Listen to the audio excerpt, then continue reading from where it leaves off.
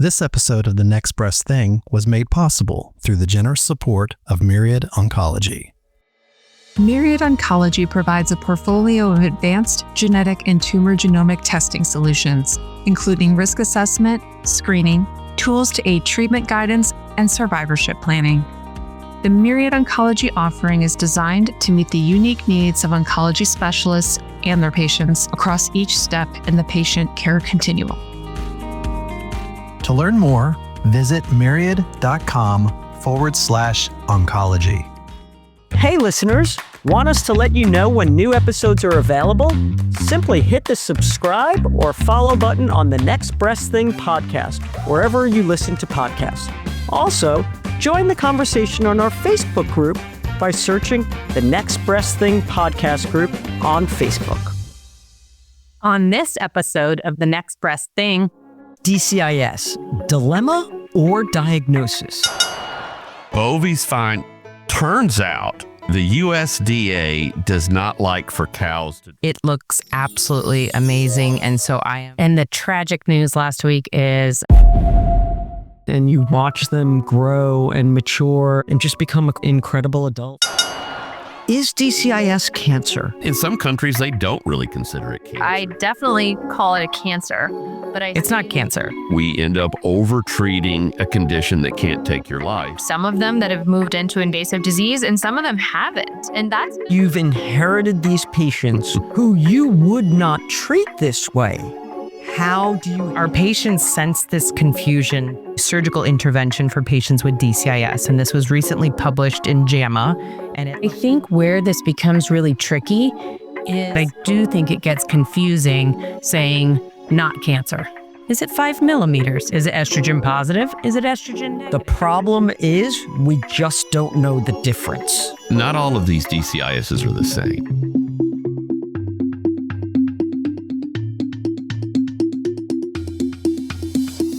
This is Carla, Ellie. Michael. Susie, and Susan. Welcome to The Next Breast Thing, a podcast by the American Society of Breast Surgeons for the entire breast community. we're a group of devoted surgeons from different parts of the country, inviting you to journey with us into the science of breast through the heart and soul of our breast community. From advances in procedures and patient care to personal transformation, we're here to support you. So, if you're part of the breast community and can't seem to find the answers, this is the next breast thing. Our topic today is DCIS, dilemma or diagnosis. But before we get started, let's begin with some personal and professional updates. Ellie, let's start with you.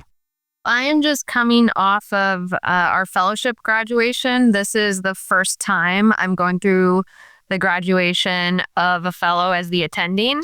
And it was just an awesome experience to see the fellow grow and see them at the end of that process. And it's the first time I've been a part of that. So it was a great time. I was so proud, and it was just the coolest. So I can't imagine a job where I don't get to work with fellows. Michael, how is Bovie doing? Bovie's fine. Turns out the USDA does not like for cows to drink out of a pond. For millennia, cattle have drank from ponds, but now I have to install, and we've actually done it, a water trough system. You give them well water, and there's this ball they push down. They have to learn how to push a ball down. It's like a giant hamster waterer. So somebody is going to have to train the cow to drink from the hamster waterer. Carla, what's up with you? I was listening back to some of our previous episodes and thinking about my updates, and it's all about the renovation, isn't it? And I was thinking, gosh, do these 4 other podcast hosts and the rest of the people who listen really want to continue to hear me talk about the renovation? And guess what? You're going to hear me talk about the renovation. I am still working through it. We have an official move-in date of Labor Day, so it will officially be 6 months. We've watched kids go out of school, summer happen, kids go back into school. But I will tell you, I just came from our condo this afternoon and it looks absolutely amazing. And so I am in that point where it doesn't matter how long it is, and I'm very excited. First of all, that seems super exciting. And 6 months feels long when you're going through it, but in renovation land, that doesn't seem super long. Susie, you're the ever optimist. I love it. I'm the pessimist. You kind of balance me out. So thank you for that. But 6 months is also half a year. You're going to have to install ramps and ADA. I mean, you're getting old now. This is taking a while. Exactly. So It's quick. I'm impressed. the group has done an amazing job. I'm thrilled with the group that's done the work. It looks amazing, and you're going to get lots of pictures. On budget also? Yeah, absolutely. Wow. Wow. Susie, how are you doing? Any new adventures? Well, at the farm this week, we get to do temperament training with the Bernedoodle puppies. And so they are so cute. And then on people who are on the wait list for them get to then decide which puppy they want, which is exciting. And the tragic news last week is they got 50 chicks. And you expect about 10% of those not to make it. And there was one that was getting pecked on. So my daughter and I brought this 6-day-old chick home. We made the habitat. We watched it. We were giving it water. It was really dehydrated, and it died.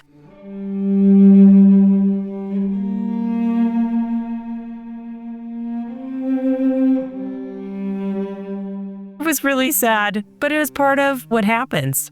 My daughter and I, we were just like, we're going to rehab this. We're going to get 4 days. We're going to get it better. We're getting it better to then grow up to be a meat chicken. You know, like someone else will eat it eventually. But we were really committed to this, and the chicken didn't make it. It was sad. Is temperament training something that we could be involved in? That sounds like where I'm going to get sent is temperament training. I tell you, this is the best part of my week. Of course, other than operating and all of that kind of stuff. But this is so special to be away and something that's completely not related to medicine. Highly recommend just finding something totally different. Okay, Susan, I want to hear something real, like dodgeball and... Dodgeball, huh? I haven't played any dodgeball recently, but I am adjusting to us being empty nesters again. The kids are back at college. It definitely is an adjustment every time. It's glorious. It's Are you glorious. excited, or do you get lonely, or is it missing the people around you? It's not lonely, but you come home to your family. You come home to your kids every night, and we're the go-to house. So not only do I come home to my family and my kids, I come home to about 8 other kids in my house every night. So not only do my kids go to college, but all their friends do. So it is definitely different. But it's great. It's the cycle of life. And you watch them grow and mature and just become incredible adults. And it's awesome.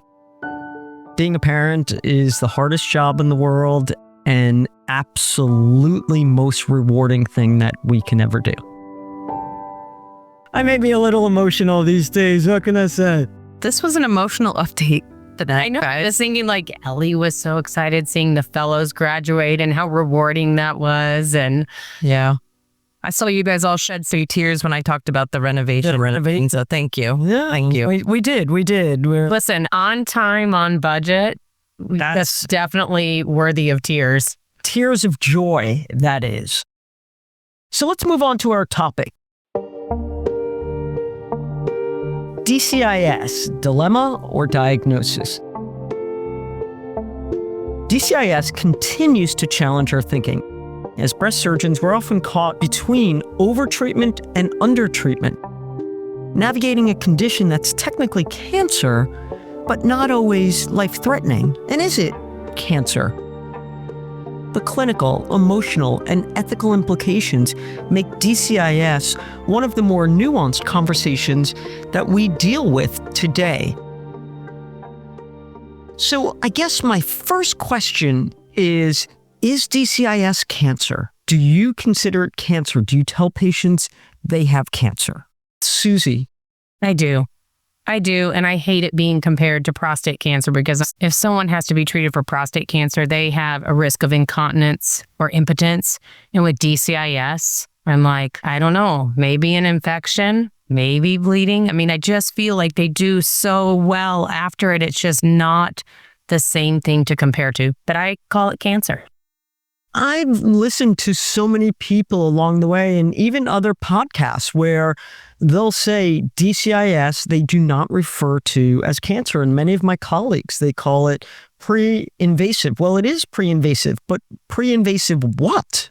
What's the word that follows? So, Michael, how do you describe this to patients? I spend a lot of time talking to folks and telling them in some countries, they don't really consider it cancer.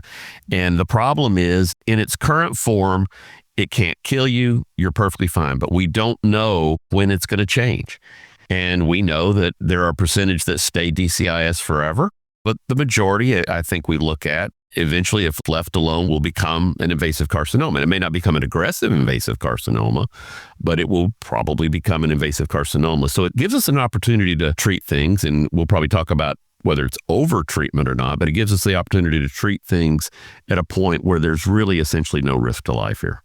So let's back up. You just said the majority will become invasive cancer. If that's the case, do you not buy into the COMET trial? Would you not have enrolled a patient into the COMET trial?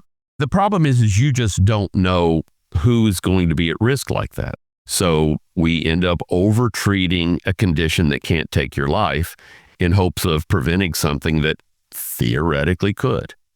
So Ellie, being the youngest member of our co-host team out of fellowship recently, you're still in the phase of everything that you learned is what you're doing, and you're relying on your mentors and your teachers' experience rather than your own personal experience. So how do you describe this to your patients, and how do you think about it? I definitely call it a cancer, but I say it's a cancer with the shell on. So nothing's broken through the shell. It is completely contained. That they can usually wrap their head around. Now, just like you're saying, I'm recently out of fellowship, so I'm not super bold on doing things that might not be by the book. However, one of my mentors observes a lot of DCIS. So I have inherited quite a few patients who have been watching DCIS for 5 to 7 years. And we have found some of them that have moved into invasive disease and some of them haven't. And that's been a real good exercise for me, because it's not necessarily that I chose to do this for the patients, but somebody else did. And I'm taking over their care now. And so I've had to just observe some of them, and the imaging has been okay. So it's pushed me on my comfort level and out of my comfort zone. And I have seen that some of them are okay, but like Michael said, some of them do turn into invasive, and then I'm operating on them. Now you've inherited these patients who you would not treat this way. How do you handle that ethically? Many of us will inherit other people's patients, and do you just follow along even though that is not how you would treat them? But isn't this about risk tolerance? What is the patient's risk tolerance? What are other things going on in their lives? What are their other comorbidities? And whenever we inherit a patient, isn't it, hi, nice to meet you. I see you've been on this plan. How do you feel about that? This is how I kind of look at this. Where do we have this shared decision making? I mean, none of us have a crystal ball, but all of those things are important to look at the risk tolerance. And in a perfect world, Susie, that's a fabulous thought. But the reality is we all know that we present things with our own bias.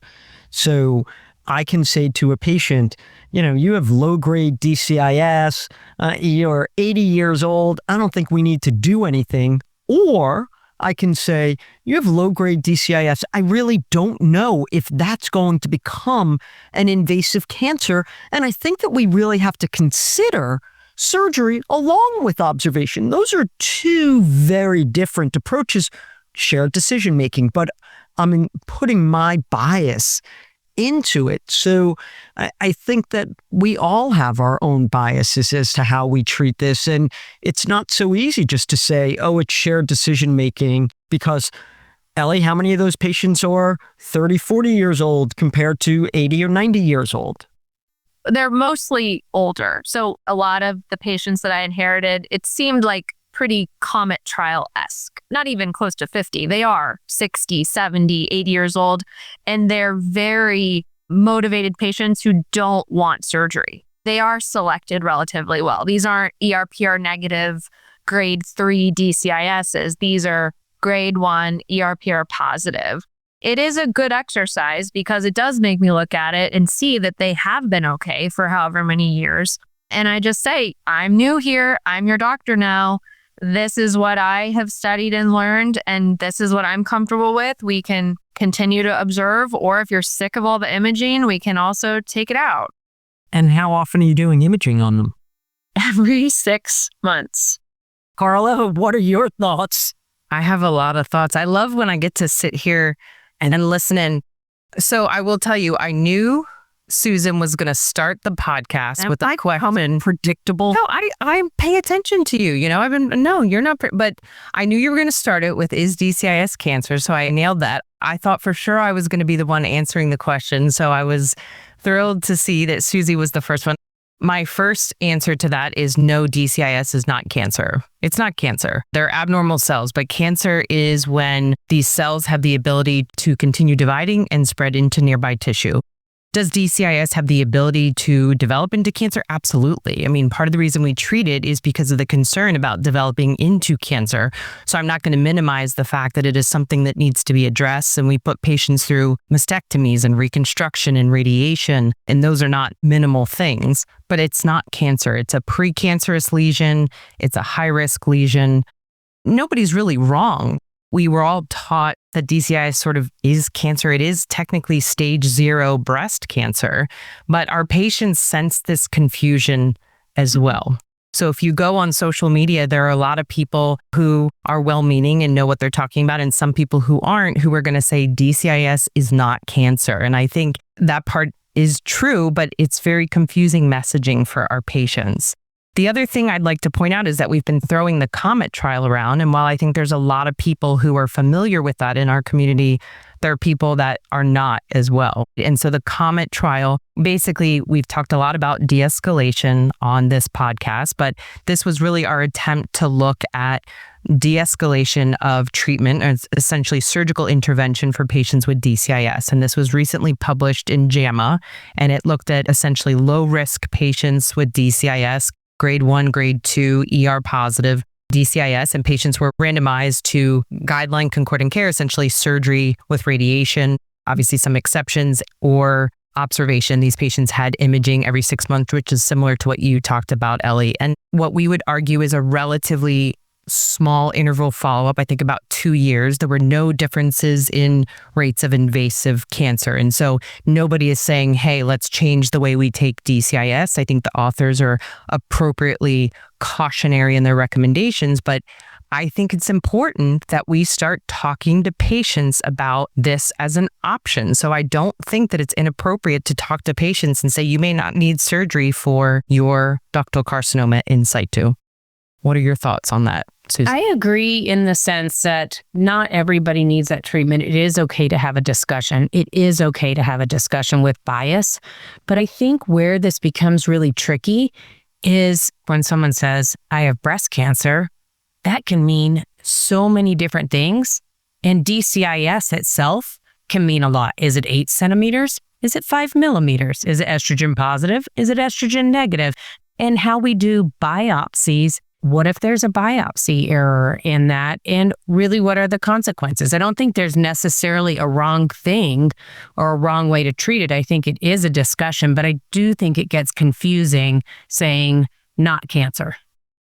So you said that it emphatically is not cancer, but patient comes in with 8 centimeters of DCIS or 8 centimeters of ADH. I don't think you're doing a mastectomy for the ADH, but you are doing a mastectomy for the DCIS. So how do you justify if it's not cancer, I'm telling you to have a mastectomy? That's a lot for a patient to understand.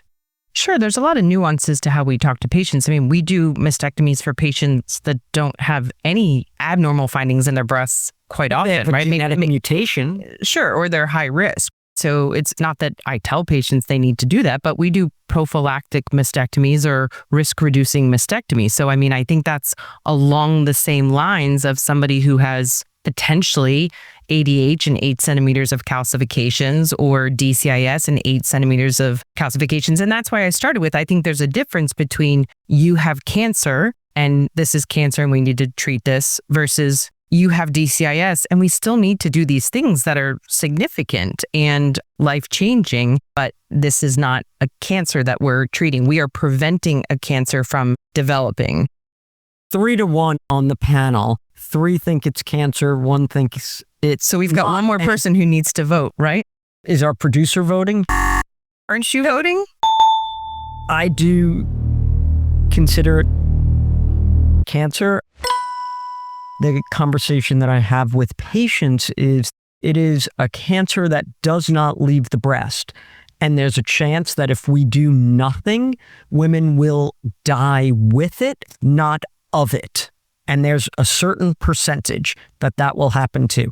And there's also a certain percentage of women with DCIS that will progress to invasive cancer, which does have the potential to travel elsewhere. The problem is we just don't know the difference. And how do you give that those is the problem. percentages? We don't know the percentages. That's why I say a percentage. I don't know the percentages because we don't have studies to tell us that. And that's the discussion that we have. So it is shared decision making. And I tell them that hopefully in the future, we will know this answer.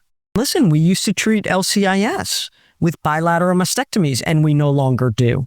So I don't know that we can give percentages today. And that answer is in studies. We can't. Right. Yeah, I agree. And I hate sometimes that part of being a surgeon. We've gone through a lot of training and then to look someone in the eye and be like, I don't really know that percentage. And I want that crystal ball for them as well. Susie, I'm going to get you this crystal ball that you keep talking about because I think you talked about the crystal ball before. So I'm going to get that for you in your office and it's just going to kind of... I want it. Yeah, for you in your... Not a Magic 8. Like I need an upgrade from the Magic 8. I do think that this is all shared decision making. I just think it's how we approach it. And I don't know if there's a right or wrong answer. I hope in the future that we'll call them 2 different things. The one that have the propensity to continue on to invasive cancer and the ones that just stay DCIS and we don't have to do anything about. But I do think that lies in clinical trials. So once we make this decision, how do you handle lumpectomy, mastectomy? How do you talk about the risk of the contralateral breast? Where do we go with this information? Depending on the tumor to breast ratio, if the patient has DCIS in their entire breast, there's probably not a big role for breast conservation. However, if we can imagine a world where breast cancer works and maybe a large breast, and even if the DCIS is 8 centimeters, you could be a little more aggressive here and do some kind of like extreme oncoplastic thing. That's a perfect patient for it, especially when you're not sure about anything. And the question of, should you do a node in that situation? I find that conversation coming up a lot with the patient where there is a good chance that there's invasive disease in there. Do they want us to sample the node? Do they want us to put in a tracer that stays there for 30 days where we could come back? What's their goal? Do they want to just do everything in one surgery? Or are they okay to do a sentinel node at a second surgery? I find that conversation has been one of the trickier ones to figure out in my early practice. How to word that so that patients understand what I'm saying, which is right now, our biopsy of 8 centimeters is maybe not representative of the whole story. And so I think that's been an interesting part of my evolution in my early practice. There's all kinds of options. And again, it's shared decision-making. It's empowering the patient to understand what we're saying, which is there's this much disease. It might or might not be invasive. How do we want to approach this? I'm typically not doing double mastectomies for these, though. I try to talk them out of that if I can. Well, and one of the things I want to emphasize, because I think, Susie, earlier you talked about core biopsies or missing something, and you talked, Ellie, about it may or may not be invasive. And I do think we can be a little bit more specific. It's called upgrade rates. I think that's important to talk to patients and talk about. Core biopsies give us information. When we have ADH, we know that we have an upgrade rate depending on what the findings are on imaging of, let's say, 10% to DCIS or invasive cancer, depending on those findings. You might have a wide range of 5 to 20% of upgrade, but at least you're giving the patient a number because there's 4 centimeters of calx or there was a mass that was associated with something, but you're at least using a number. So I think it's important for us not to be saying there may or may not be something. You've got 4 centimeters of DCIS. I'm going to do a mastectomy. Your upgrade rate to invasive cancer is going to be about 10 to 15%. So what does that mean? That means there's an 85 to 90% chance that you have DCIS alone, but not a 0% chance that we're going to find invasive cancers. Patients and patients' families ask me often after surgery, did you find anything you didn't expect? Any surprises? On path, we see things we didn't expect often. In surgery, no. For the most part, we know what we're going to look for. With modern imaging and pathology, we know what we're looking for 98% of the time. I totally agree, Carla. And I like how you flipped the statistic too. I think that's important because some people hear it one way better than the other. 85, 90% of the time, this is going to be just what we expected and less than 10% versus saying 10% chance we might find it. That might seem high. And do you change that percentage if it's high grade compared to low grade? I don't change it, but I do change it when I see the span of disease is much larger. We don't know. And certainly if we see a solid area or the biopsy came back as DCIS, then I say, hey, there's a higher chance. Not all of these DCISs are the same. With invasive cancer, we have tumor subtyping that's pretty well defined, whether it's basal, luminal A, luminal B, HER2 enriched. We don't really have that for DCIS, but we all recognize that this is maybe not all different entities, but they all respond differently, and how we treat them needs to reflect what their entities are. Are they estrogen or progesterone receptor positive? Because if they're not, then we lose the opportunity for recurrence risk reduction and even opposite breast recurrence with endocrine therapy. So we've got to consider that. We can even get into some genomic evaluations of DCIS.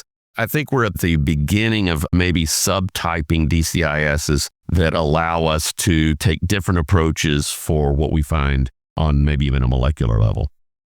So the genomic assays would tell us about the benefit or need for radiation. How many use those in your practice? And are you ordering the genomic assay, or is your radiation oncologist ordering that genomic assay?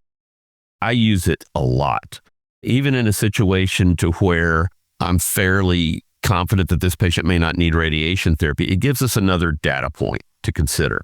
I'll send the patient over with the report, and I go, this report suggests that you may not benefit much from radiation, and you may see the radiation oncologist. I'm not really to the point where I don't refer to radiation oncology. I think we get to that point. But in our center, we send them over and say, if they tell you need radiation, then get them to explain why.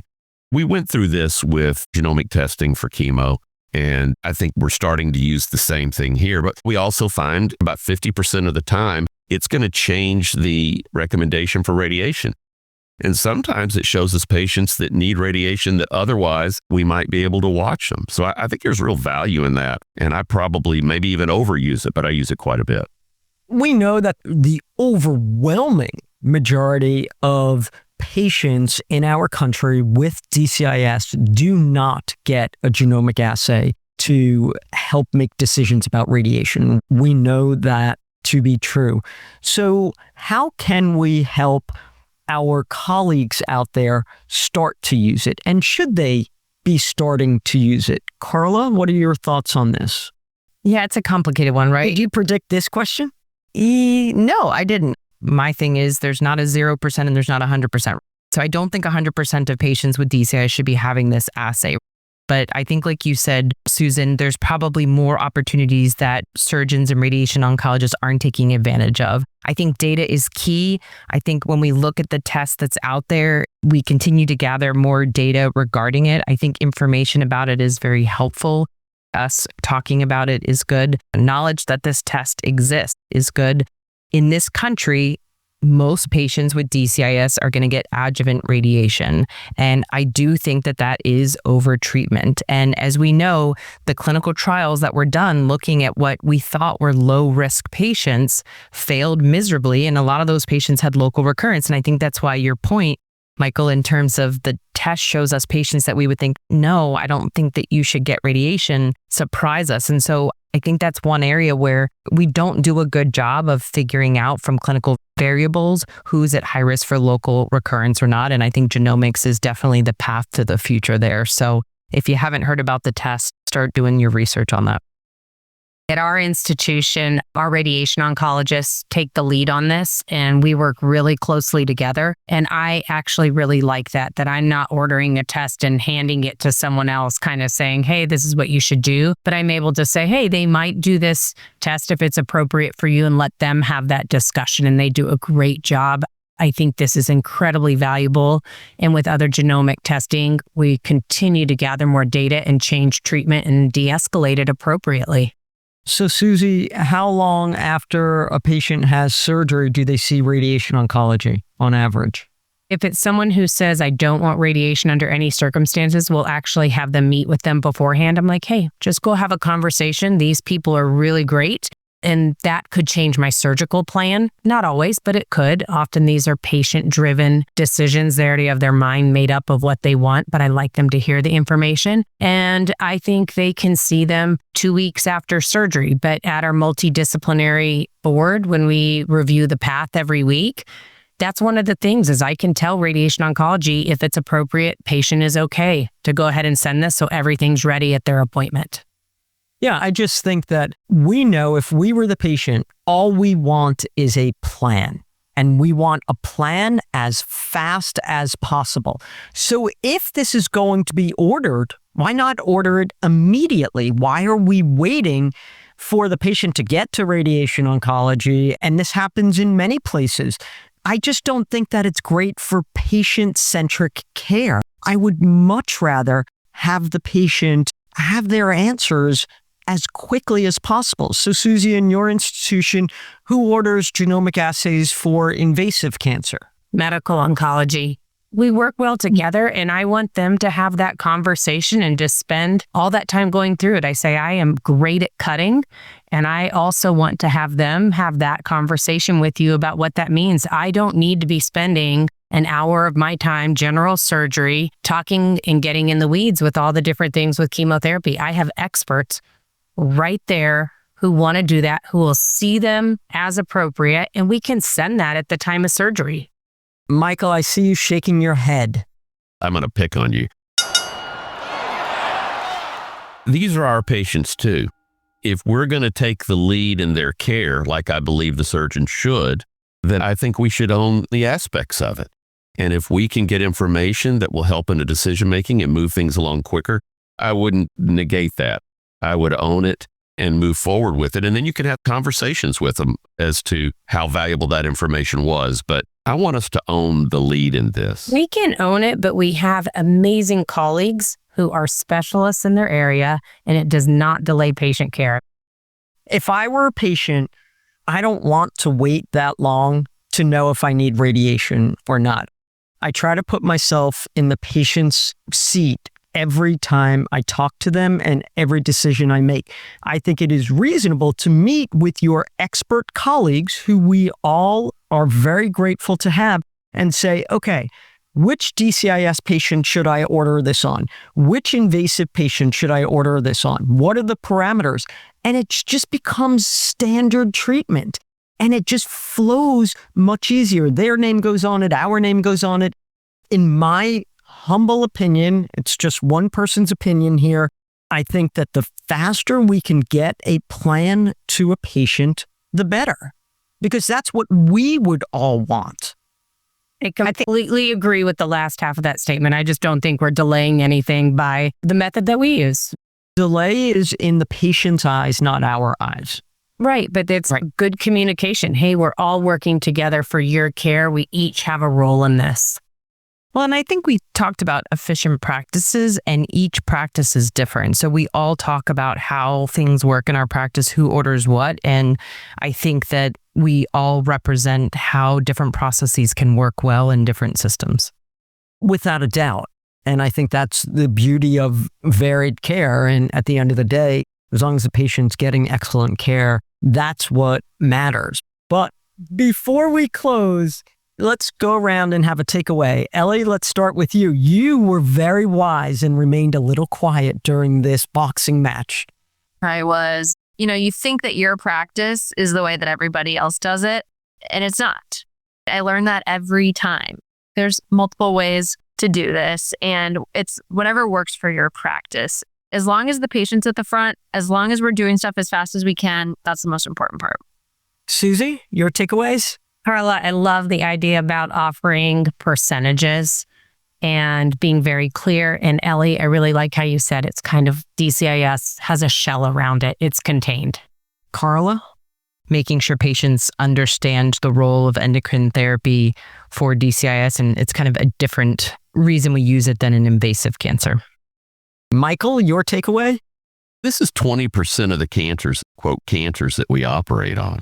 And so I'm excited about kind of how we're starting to parse this out a little bit more. And the field is changing for DCIS, which is a substantial number of the surgeries we're doing. And maybe we can operate less and maybe we can tailor these. And genomics probably is going to be how we begin to start working into that field.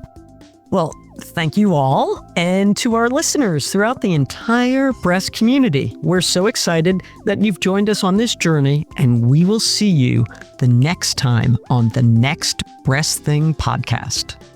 We look forward to connecting with you on the next episode of The Next Breast Thing, a podcast by the American Society of Breast Surgeons for the breast community.